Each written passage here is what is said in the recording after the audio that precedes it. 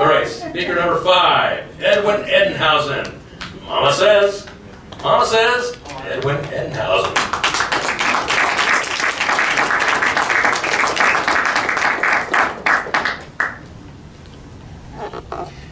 How many of you have fond memories of Halloween?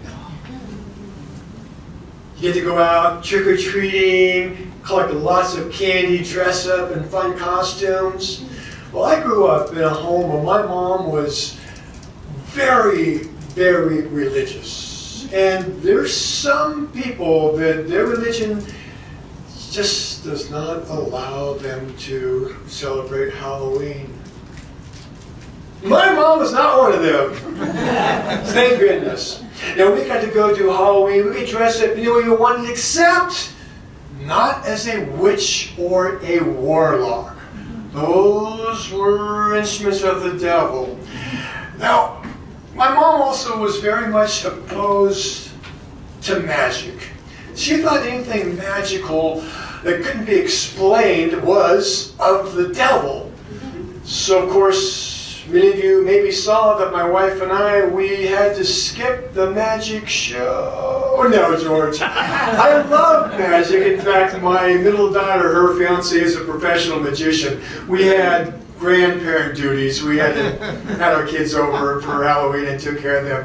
My mom was a great woman in many ways, and for us, she was always trying to help us with Halloween by giving us costumes that were easy to make and didn't cost a lot because we were poor. The one costume that I loved, and I probably have this same costume, I don't know, 3 or 4 times, is the one that you can't use today. It's just not politically correct. What would that costume be? Anyone take a guess what costume you could not use today? It'd be terrible. Devil? Oh, I think you probably get away being the devil. I don't think too many people would be bothered about that. Whether they wear a costume or not, we know many people that are devil incarnate. I'm not talking politics. Donald Trump. I still didn't hear you. Trump! Oh, okay. You could probably wear that costume. I'm just going to tell you. A hobo! That's terrible! Because that's making fun of the temporarily unhoused individuals. But it was a fun costume to have.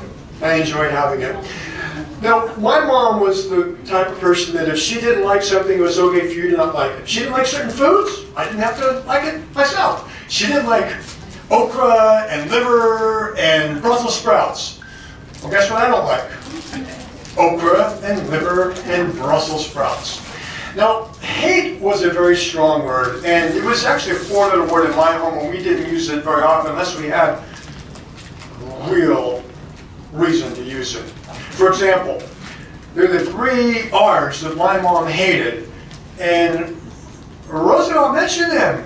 Rats, roaches, well, she didn't say the 3rd R, Republicans! Now, I have to give my mom a break for this because she grew up in the Depression era and FDR was their savior. So they really weren't much into Republicans. But I'll tell you, the one thing my mom despised more than anything in the whole wide world was snakes! Snakes were the worst thing ever. And you know why? Because look in the Bible, the first chapter of the Bible, the first book of the Bible, what happened?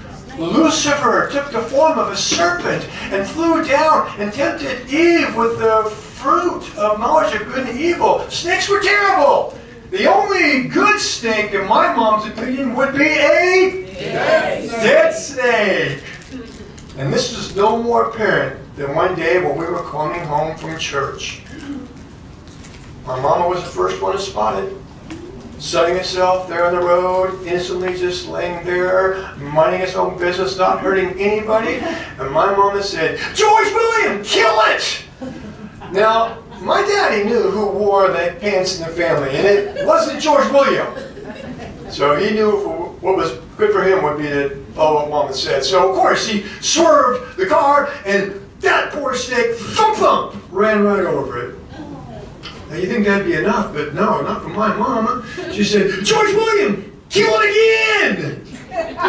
So George dutifully put the car into reverse and thump thump over that poor steak. The mom was satisfied and she said, "All right, George, we can go home now." And of course, thump thump on the way home. Now, I wanted to see what happened, so I jumped up in the back seat and flipped around and looked through that back window.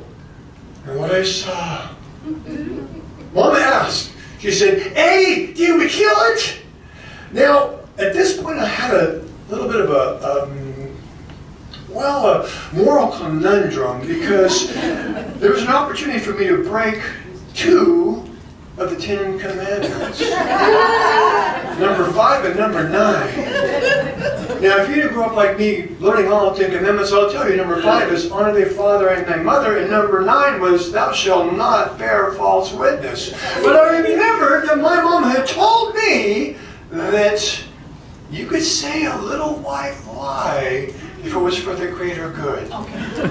Example would be in Holocaust Germany. Of course, if they came pounding on your door and said, "Where are you hiding the Jews?"